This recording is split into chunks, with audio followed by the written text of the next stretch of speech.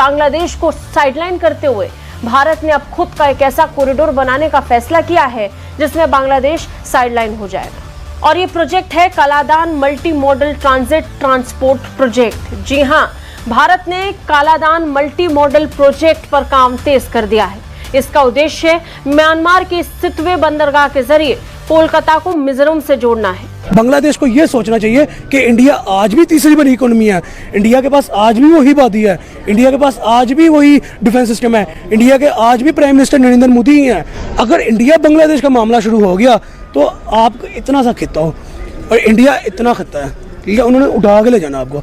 बस सिलीगुड़ी कॉरिडोर पतला है, 2 बूंद जिंदगी की यूनेस्को देके चिकन नेक बड़ा करना पड़ेगा। बिल्कुल करना पड़ेगा शर्मा जी, आप बिल्कुल ठीक कह रहे हैं।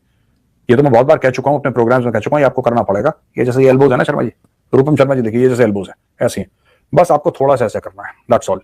आपको ईस्टर्न कमांड को बोलना है, ईस्टर्न आर्मी कमांडर जो है उनको ये बोलना है कि जनरल साहब आपकी जो एल्बोज हैं, आपकी जो कोनियां हैं, ये जनरल साहब अपने ऐसे रखिए, थोड़ा पैसे कर दो, बस एक बार आप ऐसे कर दो, ये कर देंगे, हो जाएगा चिकन नेक वाइड एक्शन। आपने बोला कि बांग्लादेश ने अपने बॉर्डर्स को बंद कर देना है जैसे पाकिस्तान ने बंद कर दिया, और उन्होंने लिटरली बोला हमें अपना गंद वापस नहीं चाहिए, यानी कि अपने लोगों को ये गंद बोलते हैं कि कूड़े के ढेर में से पैदा हुए ये कूड़ा हमने भारत में भेजा, हमें वापस नहीं चाहिए।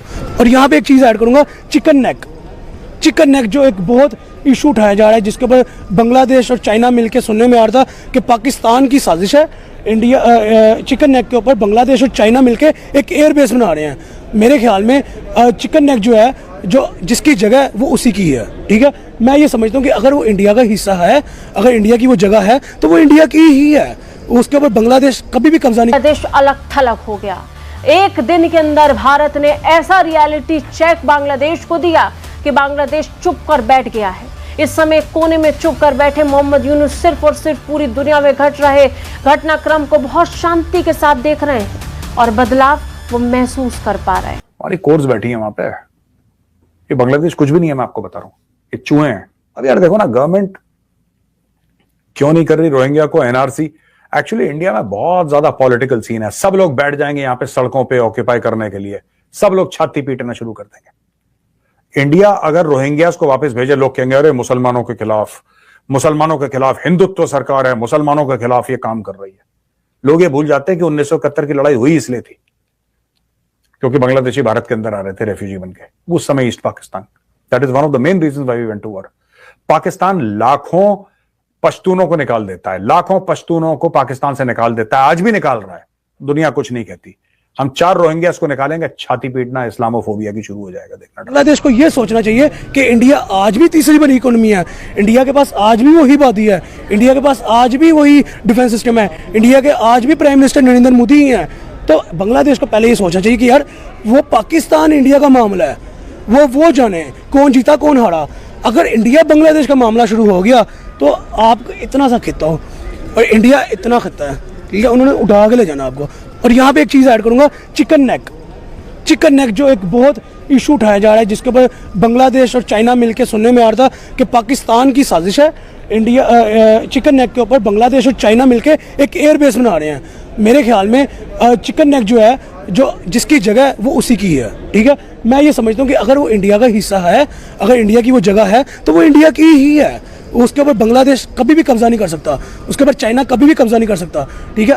पॉइंट यहाँ पे यह है कि बांग्लादेश और इंडिया, इनका जो एक इशू चलता आ रहा है अगस्त से, मैं आई थिंक सो, वो चिकन नेक है बेसिक, ठीक है, वो 7 सिस्टर ट्रेड है बेसिक।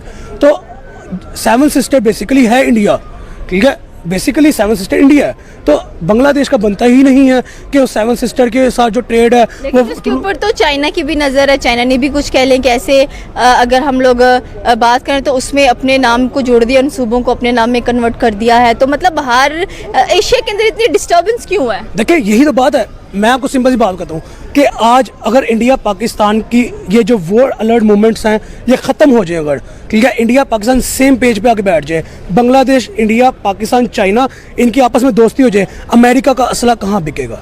मुझे एक सवाल का जवाब है, बताएं मुझे, ऑडियंस बताएं, आप बताएं। अगर एशियन खित्ता जो है वो ऐसे यूनिटी के साथ बैठ जाए तो अमेरिका अपना असला किसको बेचेगा? ये सारी गेम है अमेरिका की। मुद्दा एक और है कि आपने बोला कि बांग्लादेश ने अपने बॉर्डर्स को बंद कर देना है जैसे पाकिस्तान ने बंद कर दिया, और उन्होंने लिटरली बोला हमें अपना गंद वापस नहीं चाहिए, यानी कि अपने लोगों को ये गंद बोलते हैं कि कूड़े के ढेर में से पैदा हुए ये कूड़ा हमने भारत में भेजा, हमें वापस नहीं चाहिए। ये तो वैसे ही हो गया जैसे चाइना ने बोला था 3 साल उन्होंने अपनी कंट्री को सील कर दिया था कि कोरोना हमने भेजा, हमें अपना कोरोना वापस नहीं चाहिए। उन्होंने किसी को भी चाइना में आने नहीं दिया। यानी कि ये लोग, ये वायरस है, ये बांग्लादेश को भी मालूम है। लेकिन आपको नहीं लगता कि जो ये ऑपरेशन सिंदूर हुआ उसके बीच में हमें मौका मिल गया ये सारे काम करने के लिए? अब सोच के देखिए, ये जो सारे काम हो रहे हैं, इलीगल्स को पकड़ा जा रहा है, देश में से बाहर फेंका जा रहा है, उनके इलीगल जो स्ट्रक्चर्स है उन्हें तोड़ा जा रहा है, कहीं उफ नहीं है, ना मीडिया में, ना ह्यूमन राइट्स की तरफ से, ना ऑपोजिशन की तरफ से, चुप्पी है। क्या इसीलिए हमने ऑपरेशन सिंदूर को पकड़ा कि भाई इसकी आड़ में जो करना कर लीजिए, नेशनल सिक्योरिटी का मामला है, आगे पीछे करेंगे तो ये सारे जो इकोसिस्टम है वो एक्टिवेट हो जाएगा? Perfect timing. गवर्नमेंट ने बहुत सोच समझ के इस चीज को ऑपरेशन सिंदूर के समय ही इन सब चीजों को भी सामने लेके आई कि ये जो दुश्मन हमारे देश के अंदर है उसको हमें निपटना ज्यादा जरूरी है। अब देखिए सुमित जी, देखिए ऑपरेशन सिंदूर का ये हिस्सा ही मान लीजिए, मतलब इन गवर्नमेंट ने इसको ऑपरेशन सिंदूर का जोड़ के एक ट्रम्प कार्ड खेला, एक ऐसा चाल खेली जिसपे हमारी पूरी ऑपोजिशन ध्वस्त होकर रहेगी, वो एक लफ्ज अपने मुंह से बोल नहीं पाई। मतलब वो इस चीज से पीछे, इस चीज को मतलब प्रोटेक्ट भी नहीं कर पाई इन लोगों को कि यहाँ ये लोगों को संरक्षण हमने दे रखा है, ऐसी चीज मुंह से निकाल नहीं पाई। अगर निकालती, जो नेशनल सिक्योरिटी एक्ट करना, उन लोगों को भी अरेस्ट करके अंदर जेल में डाल सकती गवर्नमेंट आज की डेट में।